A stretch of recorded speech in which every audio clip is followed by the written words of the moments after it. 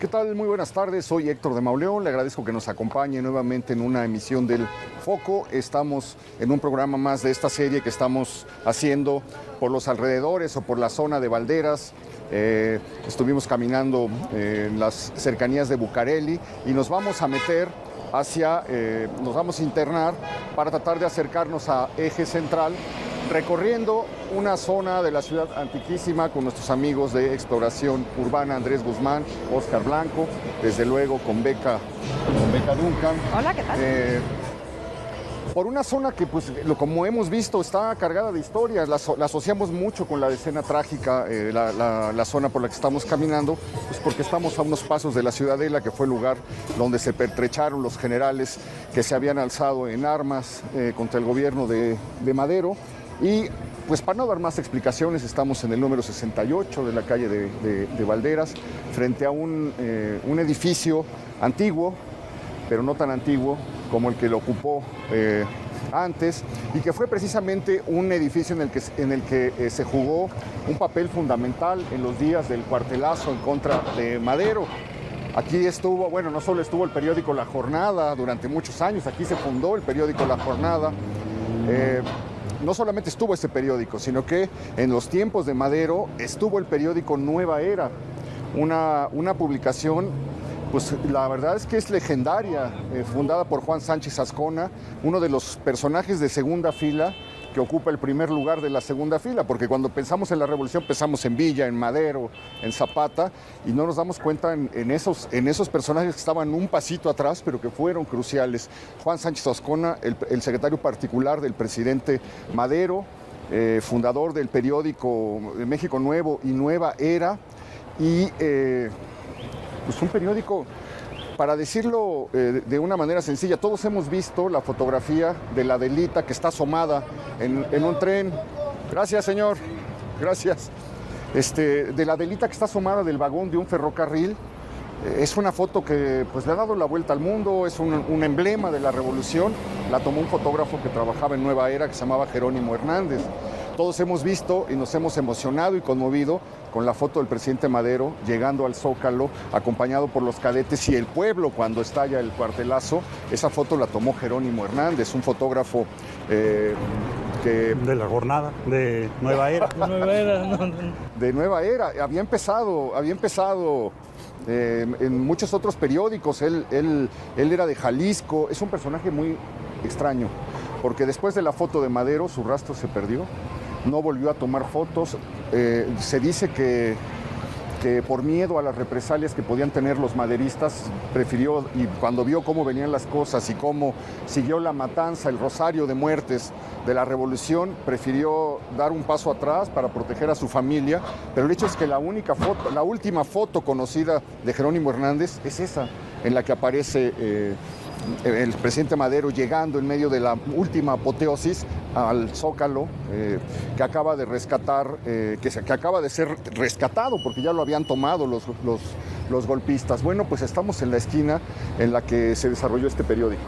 Así, el periódico Nueva Era tiene las dos últimas publicaciones antes de la decena trágica. Todavía alcanzan a sacar una edición del domingo 9 de febrero, y el 11 es cuando lo queman, destruyen el edificio de la Ciudadela, y todavía le ponen una bomba a la rotativa. Para volarla. Aparece todavía aparece la edición del 9, desde luego, pero aparece el 10 y el 11. Y en el 11 se va la luz en toda la ciudad a consecuencia de lo que está pasando, del tiroteo, etcétera. La ciudad se queda sin luz y entonces los periódicos no pueden salir. Por eso cuando uno va a la hemeroteca a buscar la continuación de las noticias, se encuentra un vacío de que solamente los que tenían una planta propia pudieron tirar. En ese momento pues era muy difícil que un periódico tuviera una planta, y se junta con otro acontecimiento que no se sabe bien cuándo ocurrió porque hay muchas versiones, que es pues que un grupo de personajes enviados por Félix Díaz y Manuel Mondragón, se lanzan contra el periódico que había establecido la defensa del maderismo en ese tiempo, puesto que Sánchez Azcona era el secretario particular de Madero y el dueño del periódico. Y aparte era un periodismo de otra época, ¿no? O sea, era informativo, pero también tenía esta parte de pertenencia, ¿no? Doctrinario. Al movimiento. Entonces, pero era una nueva forma de hacer periodismo, ¿no? Por eso es tan emblemático, y también hay que recordar las fotos que circulan, que están con los impactos, ¿no? Sí, está tomada, pues, creo que desde esa esquina, desde esa esquina, hacia ¿verdad? acá. Ajá, se ve el periódico totalmente acribillado. Toda la fachada. Por sí. las balas, pero además porque no lo alcanzaron a quemar, como si alcanzaron a quemar la casa del presidente Madero en la calle de Berlín. Berlín y Versalles, ¿no? En la esquina. En la colonia Juárez. Pero no lo alcanzaron a quemar, aunque sí le aventaron, creo que un mortero o algo para explotar la rotativa, porque quedaba todavía. Petardo, ¿no? Petardo, sí. Cuenta Sánchez Azcona. Sánchez Azcona me parece un personaje fascinante.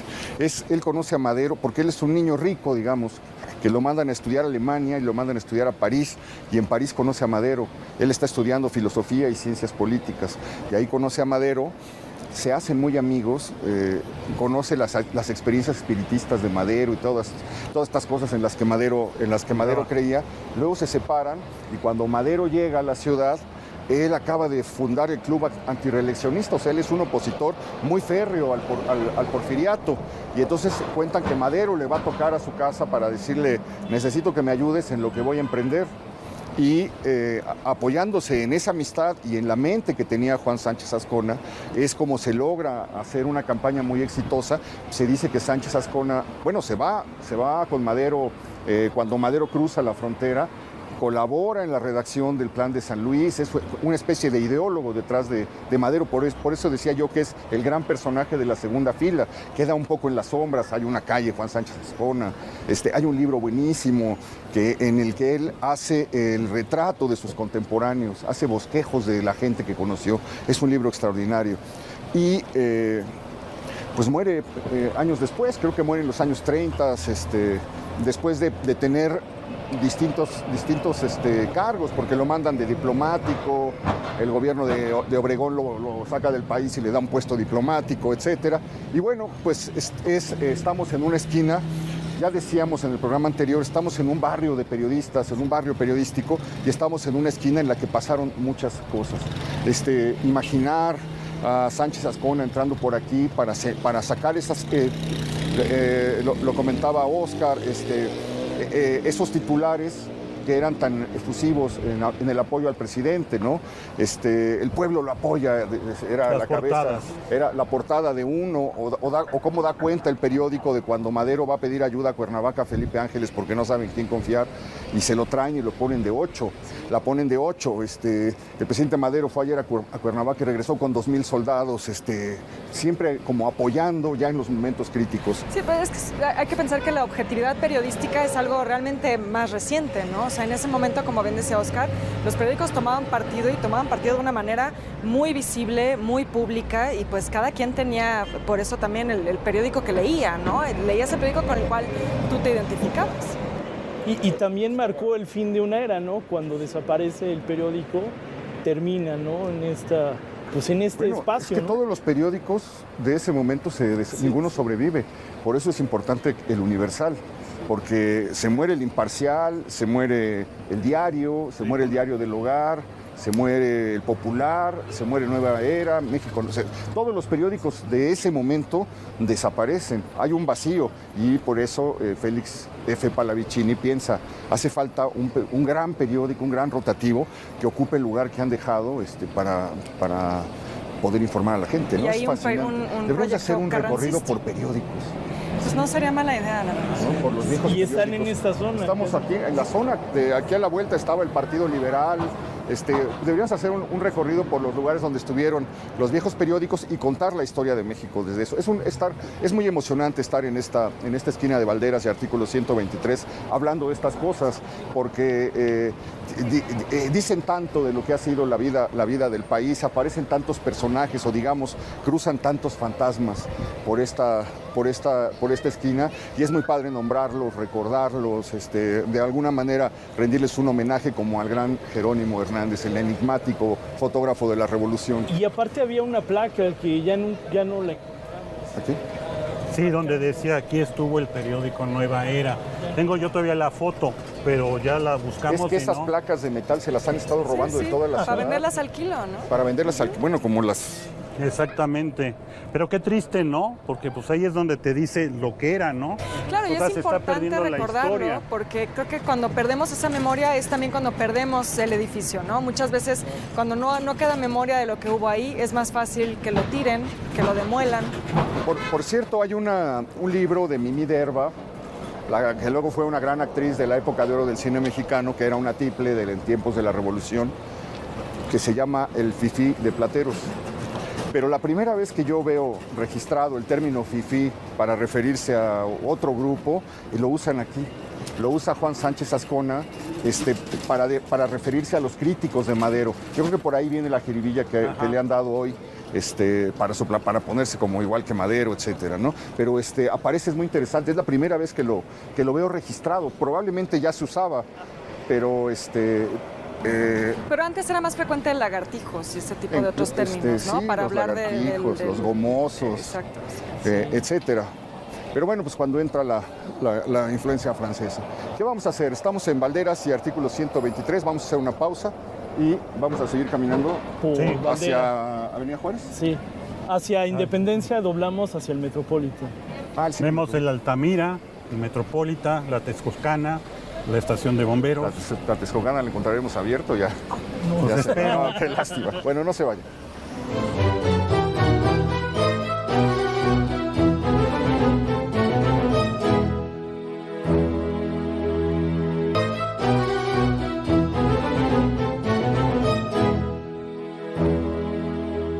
Llegamos ahora a la esquina de Valderas e Independencia y encontramos un edificio bellísimo que remite a los años de la posrevolución, a los modelos del neobarroco, del neocolonialismo, etcétera. Fue un edificio en el que hubo unas oficinas de novedades durante muchos años.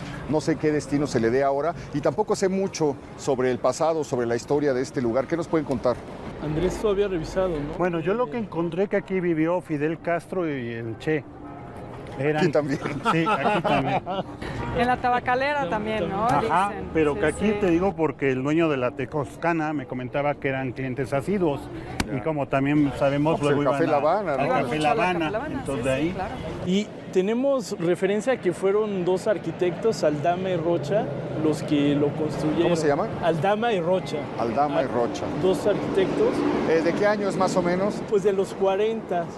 Entonces, yo, bueno, Beca que trae más elementos, pues este edificio podría estar en Polanco, ¿no? Totalmente, sí, es ese estilo. de Sí, estilo Polanco, Lomas colonial de Chapultepec. californiano, Sí, ¿no? exacto.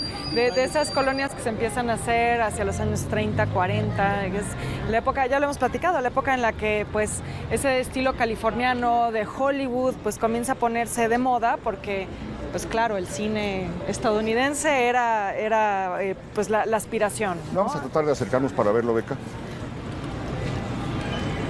Pues Pero llama sí la atención parece sus trasplantado, vitrales, ¿no? Un poco. sus vitrales, la herrería, el viejo portón, la Bueno, y puerta, la que es un cantera, poema, sí, ¿no? Sí, Sí, la cantera de la portada es una maravilla. Efectivamente, remite a esta arquitectura de Polanco, de Lanzures, que hemos ya recorrido varias veces, pero la puerta es única, creo que es algo que será muy difícil Y encontrar. en esta parte en del la centro ciudad. es distinto, ¿no? A todo lo que hay, ¿no? Sí, no hay tantos ejemplos de esto en el centro, pero también hay que decir que estamos en una zona donde estos estilos como el Art Deco y los neos se van a convertir en un estilo muy popular porque esta zona pues se empieza a desarrollar después del primer cuadro del centro histórico, ¿no? Entonces aquí siempre vamos a encontrar muchas de estas cosas. Recordaba cómo este estilo también tenía esa connotación en su época. Incluso Diego Rivera llegó a decir que eran casas que parecía que tenía las tripas de fuera, porque era un estilo más de clase media, más de élites, ¿no? Como decíamos, Polanco, Lomas de Chapultepec,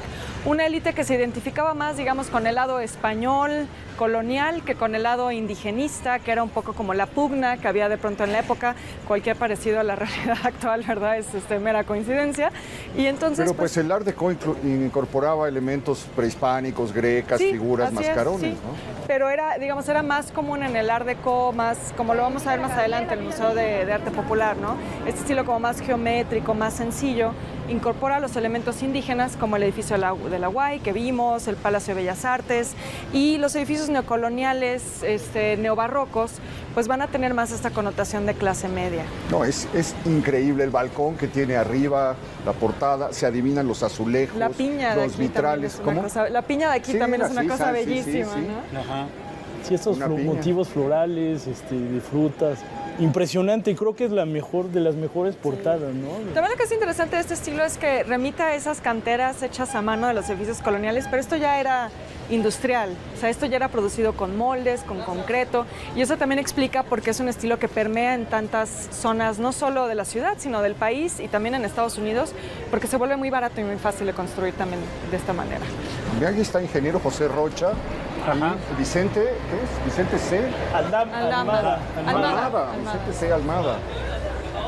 Bueno, y además, enfrente de un edificio que es precisamente una reminiscencia del Art Deco. Del Art Deco, sí. De hecho, esta es una zona donde lo vamos a encontrar muchísimo Art Deco.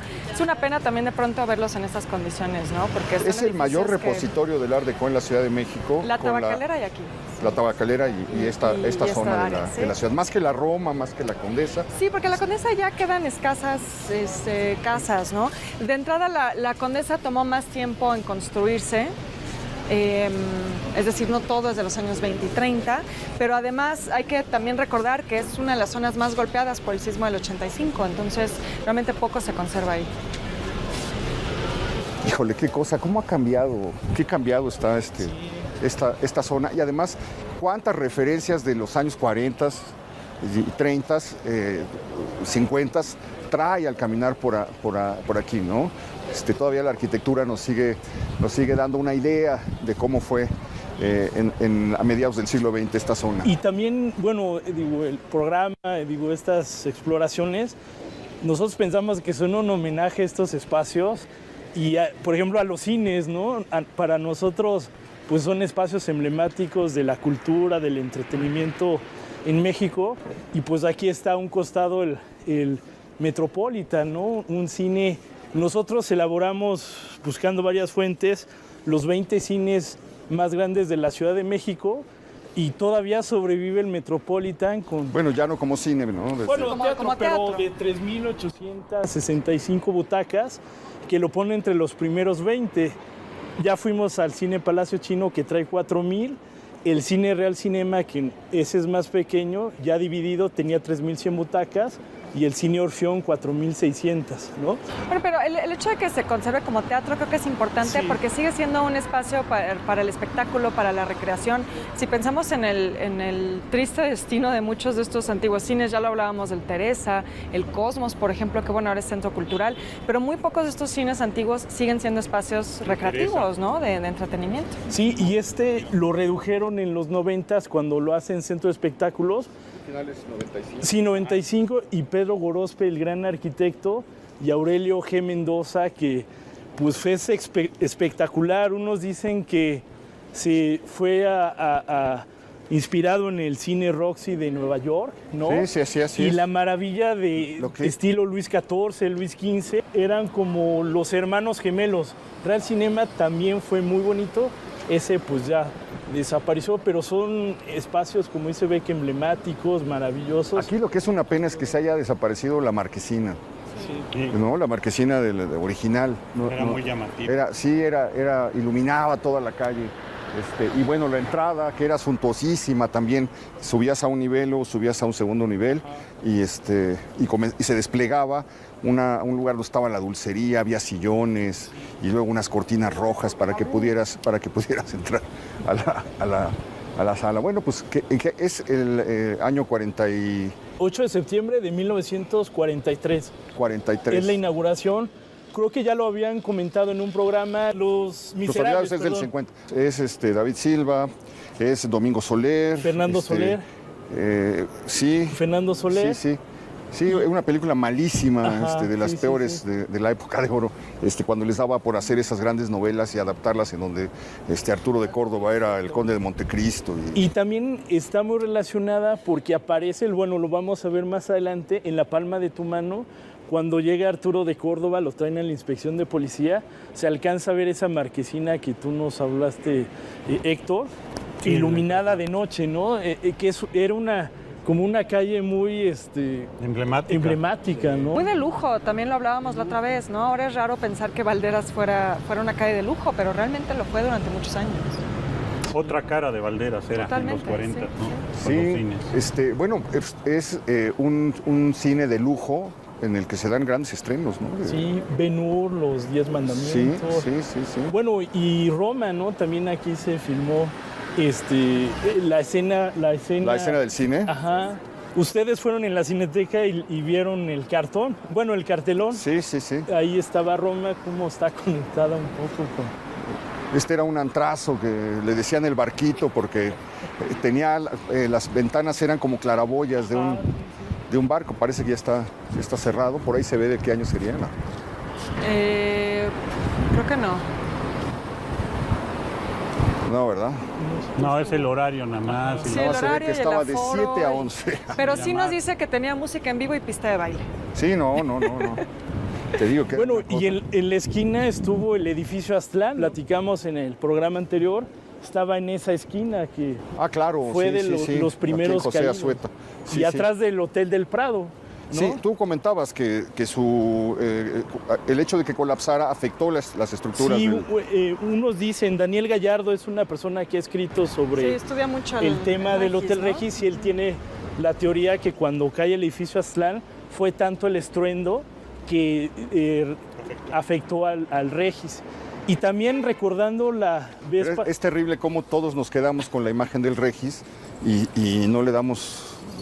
importancia. No lloramos la pérdida del Aztlán, ¿no? Y también platicamos la semana pasada de este libro, El día que cambió la noche, de José Del Luis maestro Martínez. José Luis Martínez, sí. Él decía que esta zona pues tenía mucha vida, mucha jiribilla, y en la esquina estuvo ubicado el famoso Hotel Alfer con un cabaret, el Rondinela, que ahí estaba Wanda Zeus, Thelma Shu, que era pues este circuito del Capri, de la taberna del Greco, ¿no? Entonces, Oye, pues ya no encontramos la Texcocana abierta, ya la encontramos cerrada, parece que cierra hacia las 6 de la tarde, pero es una tortería pues, que está aquí desde 1936.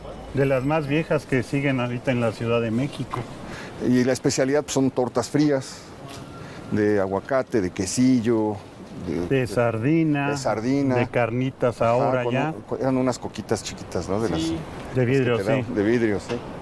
Así es. Y comenzó como una tienda, ¿cómo comenzó? Porque ahí hay unas fotos adentro donde se ve en los principios que era como una tienda de abarrotes, una miscelánea. Así es. Son dos personas, León Sánchez, que viene con su esposa de Texcoco, y entonces abren una tienda, una miscelánea, y empiezan a vender. Y el señor luego por las tardes salía a vender con una canasta fuera del agua y tortas. Y entonces le empiezan a pedir tortas acá, pero él dice que pues no tenía materia prima para tortas o algo. Y fue tanta la insistencia que las empezó a hacer de sardina. Y pues le empezó a salir bien, de sardina, de queso y todo. Y pues de ahí se ha seguido y tiene 87 años hoy la tortería. Tiene una sucursal en la zona rosa. ¿Es de la misma familia?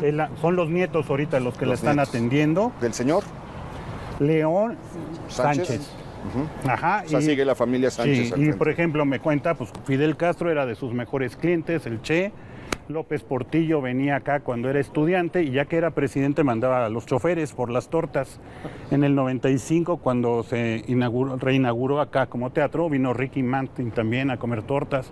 Sí, son muy claro, famosas claro, sí. de la zona, ¿no? De hecho, allá adentro, qué lástima, pero bueno, si usted ha pasado por aquí lo recordará, y si no, cuando pase, deténgase un segundo, si pueda comer una torta, pues solían ser muy buenas, pero a ver la serie de fotografías que están en la pared, porque es toda una crónica, no solamente de una familia, sino de un lugar de la Ciudad de México. Esas fotos que todavía se ven medio sepias, donde se ve una tienda donde con los viejos mostradores, con los viejos refrigeradores que eran de hielo todavía, pasaba un camión en la mañana a dejar un bloque de hielo para enfriar los refrescos, no existían los refrigeradores. Y en los anaqueles de madera, etcétera, y luego va viendo la evolución del lugar, las notas que han aparecido contando su historia, etcétera. Incluso todavía tiene la caja registradora de los 40. Ah, ya. Sí. Bueno, pues yo no dudo que Cantinflas, cuando estaba filmando El Bombero Atómico, se haya dado una vuelta, porque le quedaba unos pasos para echarse una torta en la Texcocana, si es que su fama ya era tal. Porque aquí se filmó algunas de las escenas del Bombero Atómico se filman en los patios de este edificio que era la estación de bomberos y que luego fue la Secretaría de Marina perteneció a la Secretaría de Marina hasta el terremoto del 85 que se desalojó.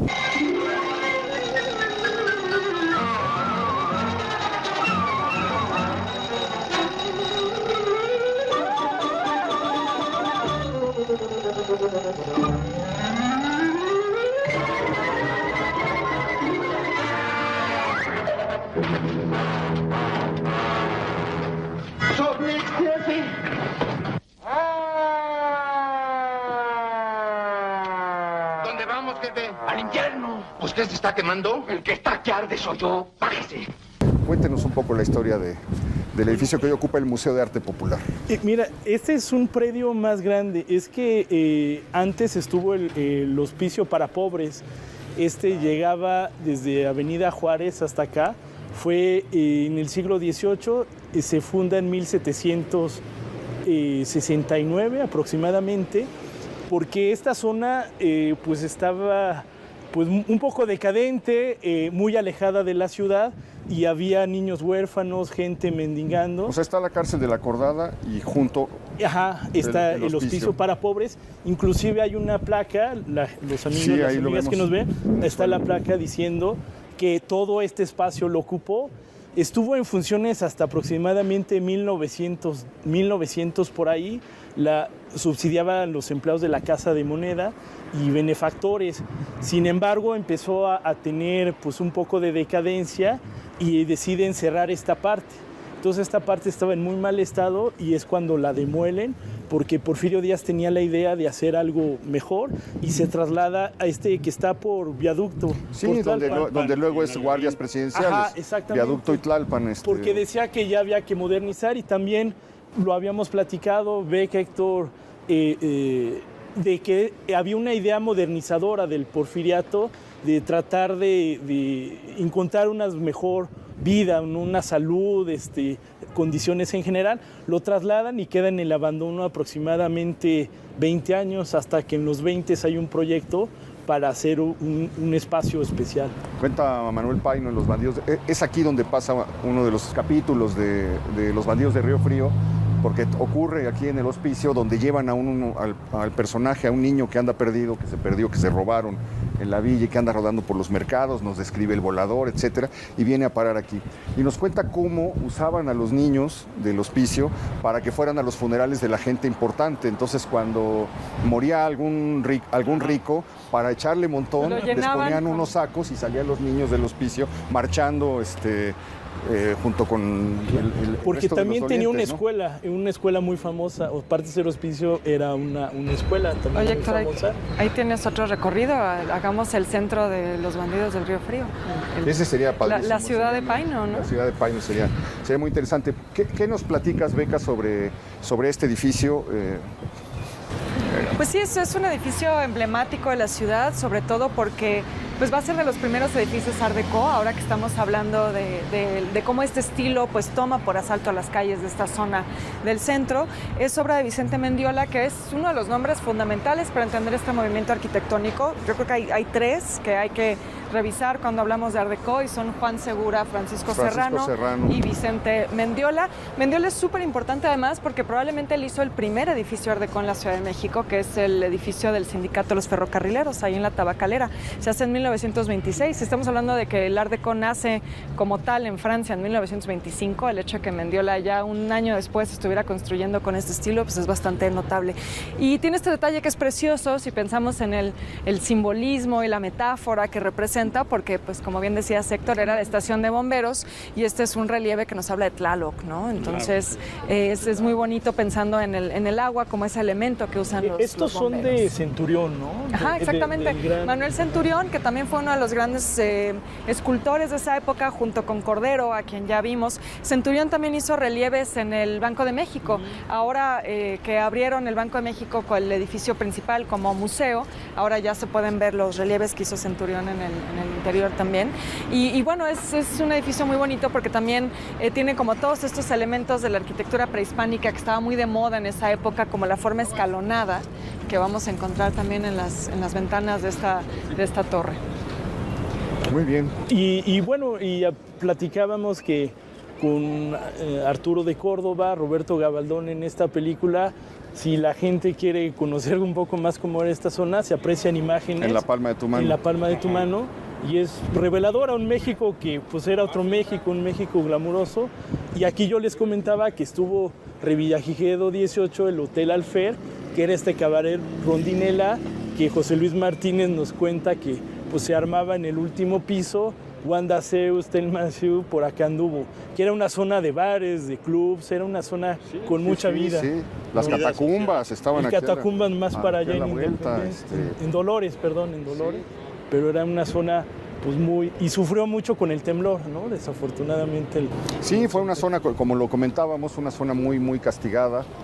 Una zona que era de fango, era de lago, lo habían desecado, los mismos mexicas comenzaron a desecarlo, los españoles le fueron ganando terreno para ampliar el espacio. Estamos en una calle que ya estaba trazada en el siglo XVIII, esta zona ya comenzó a estar habitada de manera muy aislada en el siglo XVIII. Contábamos en el programa pasado cómo se usaba esta zona para que la gente de la ciudad saliera de noche a cometer torpezas para que no las fueran a sorprender en la ciudad.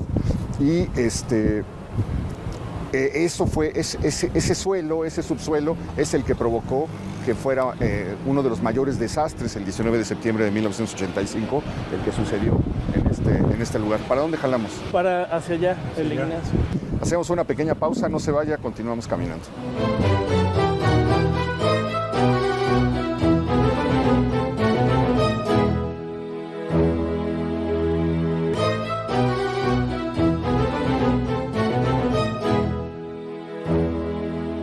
Bueno, pues estamos en Revillagigedo y la calle de Independencia. Revillagigedo es una calle, estamos muy cerca de la calle de Bucareli, otra calle que le rinde memoria a uno de los grandes virreyes de la Nueva España, el mejor virrey, según la opinión de muchos, una persona que metió higiene, que metió carros de basura, que se preocupó por aplacar la inseguridad.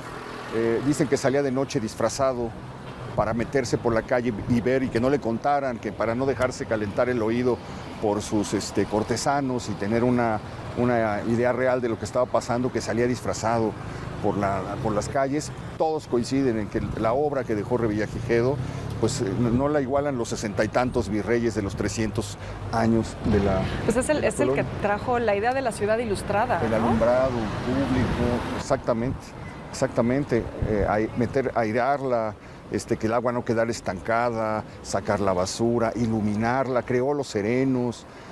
Mucho de lo que es la ciudad hoy comenzó con ideas que trajo este virrey. El virrey de Bucareli pues dejó un paseo que es un eje vial horrible, pero la obra de Revillagigedo pues perdura, ¿no? Nos dejó las campanas de los camiones de basura. Revillagigedo, sí, trajo la campana del carro de basura. ya lo hemos platicado. Debe haber sido tremendo como tocaban en la mañana para que uno sacara la basura a basura, pero pasaban en la noche cuando ya no había gente y tocaban para que salieran las inmundicias, las basinicas, el contenido de todo eso. Entonces la gente no le hacían caso al principio, les tuvieron que poner multas para que la gente comenzara accediera a hacerlo. Estaban acostumbrados durante 250 años a abrir la ventana y arrojar o hacerlo donde se pudiera. Y ya también lo hemos platicado, el atrio de la catedral, cuentan que era pues el WC de la Ciudad de México. Este México virreinal nostálgico jamás existió. Tú entrabas a la catedral y lo que encontrabas era los excrementos porque la gente hacía donde le daba. Bueno, y también el olor de los cuerpos, que es algo que a veces no pensamos, pero las iglesias olían muy mal porque los cuerpos que eran enterrados bajo el suelo, pues había pisos de madera muchas veces. No, ya había vivos que ya olían desde vivos. Bueno, sí, también. Porque no se bañaban, los piojos. Sí, la ciudad virreinal no olía muy bien en general. Sí, era una cosa. Y esta persona pues trae las primeras nociones, el rey Juan Vicente de Güemes y Pacheco, trae las primeras nociones como dice Beca, las primeras ideas de una ciudad ilustrada, iluminada, aerada, limpia, saludable, con paseos, embellecida, etcétera. Cambió radicalmente y bueno, pues estamos en una calle, lamentablemente una calle muy abandonada, una calle que no le hace justicia al virrey de Revillagigedo. Está enterrado en Gijón, el virrey. Pero bueno, que conserva todavía muchísima de la vieja arquitectura, muchísimo del sabor de la ciudad antigua, como lo hemos estado constatando y como lo constatamos de nuevo con este edificio. Y nos recordabas, Andrés, o nos mencionabas, nos señalabas el viejo anuncio de Viajes Bojorques, ¿no? Que existe todavía. Creo que ya no. No, ya no, la agencia ya no. Y Mexicana de Aviación. Ajá, y Aeroméxico. Fácil tendrán 50 años. Sí, la desaparecida mexicana, ¿no? Así es. Y creo que esto también nos habla de la importancia de conservar también esa parte del patrimonio gráfico que lo hemos hablado en otros programas. Como lo comentaste, ¿no? La vez pasada, como ¿no? el del patio, sí. ¿no? Estas letras, estas tipografías que también nos hablan de una época, de los gustos, de los intereses y de estas empresas que ya no existen, pero que vale la pena recordar también, ¿no? Que son parte de la historia, ¿no? Sí, Incluso de te acuerdan la las historia de la letras vida de Canadá. cotidiana. Claro, exacto. ¿Este edificio es de qué año? 1928. 28, será 40 y... Sí, esto ya es más, 40, 50, medios, ¿no? Otro estilo 40 y medios. Y mira qué interesante, lo siguiente que encontramos es un edificio de aire totalmente de finales del siglo XIX, principios del siglo XX, un edificio de aire decimonónico, incrustado en medio de todo esto y de lo que vamos a ver ahora, que es, pues usted lo habrá visto 1000 veces, que ¿dónde vamos a ir primero? Sí, pasar el restaurante Lincoln y bueno. luego la casa. Sí, una vieja construcción que usted habrá visto 1000 veces y que es uno de los grandes enigmas de la zona por la que estamos caminando y la verdad es que su historia es sorprendente, es fascinante. Es tal vez el sitio más viejo de todo el área, ¿no? Sí, eso lo comentábamos en un par de programas, es el edificio, digamos, civil del siglo XVIII más longevo, ¿no? Más en esta parte del centro, ¿no? En esta parte de la ciudad. Porque los otros dos, ya los vimos, fueron trasplantados, ¿no? Lo vimos en la Academia Mexicana de la Historia y la casa. Sí, claro, fueron sembrados. Exacto. Estaban en otro sitio originalmente, pero esto es impresionante. Y bueno, estamos frente a este otro emblema, primo hermano o hermano del restaurante Tampico, que es el Lincoln, otro lugar de los políticos, de los periodistas, de los artistas, de los escritores. Qué lástima que lo encontremos cerrado, pero también deberíamos hacer un programa de viejos restaurantes. Porque podría ser como el Prendes, ¿no? De esa gama. De esos... Sí, y era la continuación pues, de lo que era el Gambrinus o el Silvain, en el Porfiriato, el Lincoln, sus gabinetes reservados de madera. Sí. Tipo el ópera. Tipo el bar La Ópera. Manteles todavía, ¿no? Manteles blancos ya no se estilan tanto, ¿no? Sí. Y pues las especialidades, ¿no? Que le robaron, me parece, o no sé quién lo inventó primero, el filete caguachi. Sí. Las albóndigas al chipotle, la lengua, ¿no? Muy famosa. Y es de los 40, es desde el 47, ¿no, Andrés? Nos comentaba. Originalmente era el hotel Lincoln y era parte del hotel, el restaurante. En el 56 es donde ya tienen la licencia como restaurante y a mediados de los 70 desaparece el hotel. De los clientes acá frecuentes decían que era Zedillo antes de ser presidente y que incluso Peña Nieto al principio. Bueno, mira, de Zedillo no sería raro porque él tiene un vínculo con esta zona, ya lo hablábamos, ¿no? Que él estudió en, aquí en La Boca. En la vocacional, en Valderas, entonces pues de alguna manera. No creo que en la época de estudiante, haya venido aquí, pero digamos que tiene un vínculo nostálgico con... Y tiene salones para la zona. Le gustaba la zona, Así es. Pero tuvo su momento como uno de los restaurantes más importantes, más concurridos, más solicitados de México, y yo creo que probablemente es el único que queda abierto en este lado. Así es. Porque el mesón del Cid, pero no es tan viejo. Pues por más que la Ferrolana, había muchos que ya desaparecieron. Vamos a cruzar. Bueno, la buena noticia es que sigue abierto y que conserva todavía la atmósfera. Cuando uno entra, siente que traspasa unos 30, 40 años, unos 40, 50 años, y entra otro tiempo, ¿no? Sí, exactamente. Hasta la decoración y todo, pero sí vale la pena darse una vuelta en esta atmósfera. De esos lugares congelados en el tiempo. Exacto. ¿No? Y este lugar es el más trágico. Bueno, aquí nos recuerdan algo que es delicioso, que es como el uso que se le dio a la foto cuando se inventó la foto en las barberías, ¿no? Que fue algo, no sé, creo que ya no se usa en los nuevos lugares, ¿no? Antes podías venir, ver, veías y yo quiero elegías el corte que te gustaba. Bueno, pues perdón, te interrumpí. No, Oscar. pues es uno de los sitios emblemáticos del siglo XVIII, por ahí de 1785. Fue nada menos que del gran maestre de Ignacio Castera, el gran arquitecto del siglo XVIII, que podemos apreciar grandes obras todavía. La fuente del Salto del Agua, ¿no? Es obra de él. Loreto. Y también cuenta que... Capuchinas en la villa. Sí, con su papá, Esteban Castera, era empleado del ayuntamiento, tenía relación del ayuntamiento. Construyeron los famosos arcos de Chapultepec. Los arcos del acueducto y la fuente del Salto del Agua. Entonces, pues fue uno de los grandes arquitectos y esta es su casa. Yo creo que si nos trasplantamos esos momentos, pues estaba en un sitio despoblado, pero era enorme la casa. Llegaba hasta Bucareli, o sea, solo Valderas, sino Bucareli. Comenzaba aquí y terminaba en Bucareli, la parte trasera de la casa de Castera. Inclusive llegaba hasta Victoria, unos dicen que llegaba hasta Victoria, era inmensa, era una especie de casa de campo. Como finca un poco, ¿no? Como una finca. Exacto, una finca, y tuvo después muchos usos, fue rodeo, tiendas, la fueron recortando, tenía unas esculturas simulando a la Venus de Milo en la entrada. Los laterales. Las columnas, era impresionante. También hay una estampa en la Decena Trágica cuando se ven los felicistas aquí deambulando, pero es una tragedia que pues solo se conserve esto. Y también hay una leyenda, porque era un hombre muy acaudalado, y dicen que cuando fue la independencia... que enterró su tesoro. Enterró su tesoro. Oro que tenía, ¿no? Dicen, ¿no? Es de las leyendas que ustedes, Beca y Héctor, nos han contado de esta ciudad, pues habrá que, ¿no? Pero es una tristeza, Héctor. ¿Cuántas veces hemos pasado por esto? La casa de Tolsá, la casa de Adamo Boari, las casas de los grandes arquitectos que construyeron esta ciudad, que le dieron su rostro, y sus propias casas no las conservamos. Y se han perdido. Ya ni huella. No, pues es un lugar impresionante, cargado de tiempo. Era un momento en el que, como lo comentábamos, se había abierto el paseo de Bucareli.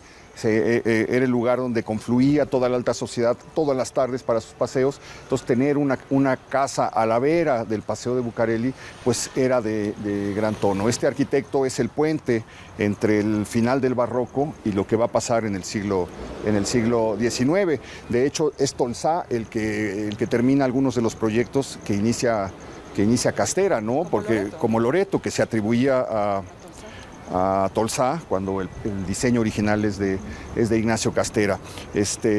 capuchinas y me faltaba uno importantísimo, es el Colegio de la Enseñanza.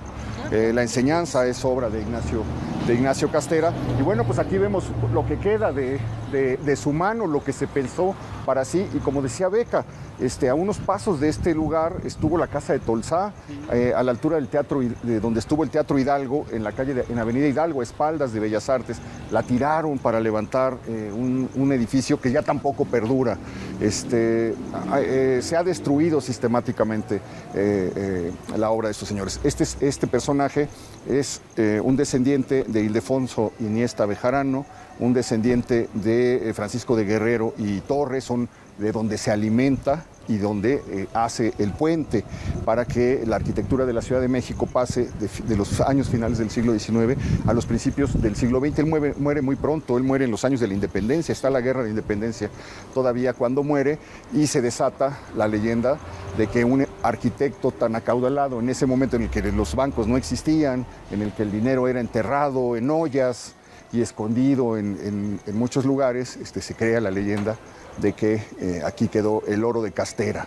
El oro de Castera es como título hasta de una película de la época de oro del cine mexicano, pero probablemente pues mucha de la destrucción que ocurrió alrededor pues habría dado ya con el tesoro, ¿no? Y también de los arcos, digo, ustedes han recorrido ese acueducto, bueno, esa zona, de los 923 quedan 24 nada más, es una pena, pero también hay una estampa y cuando hemos recorrido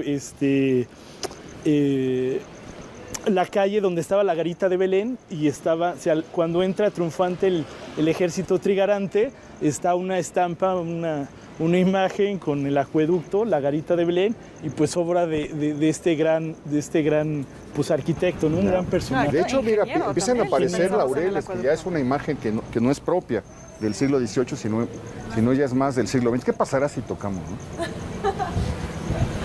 Se ve una cerradura, ¿no? Mientras no nos abran. Sí.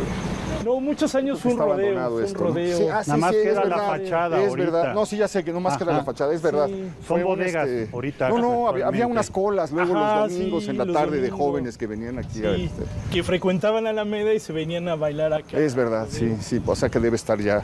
Pero lo triste, ¿no? O sea, se conserva nada más la fachada, pero no hay ni una placa ni nada. O sea, nadie sabe. Y un hombre que hizo mucho sí. por la Ciudad de México. Ajá. Y ahora está en penumbras, lo que queda de su casa.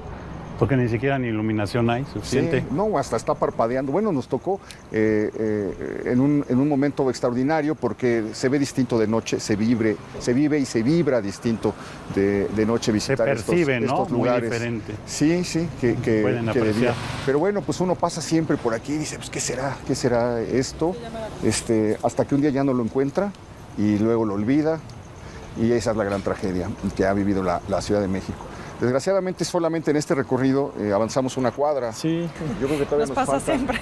Nos falta un Vamos de ratito. cuadra en cuadra. No, les volvemos a torcer la mano a ver si nos acompañan la próxima semana para meternos un poquito más hacia el barrio chino.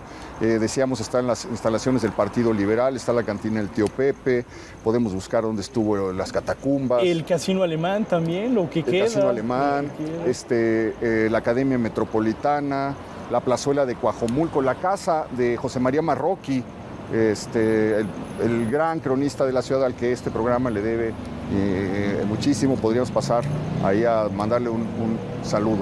Pero bueno, pues, ¿cómo ven? Sí, claro que sí. ¿Quedamos para la siguiente? Sí. Bueno, pues mil gracias. Muchas gracias. Les agradezco. Muchas gracias. Nos Gracias, vemos la Beca. próxima semana. Espero que haya disfrutado este recorrido pues, tan misterioso, tan lleno de sugerencias.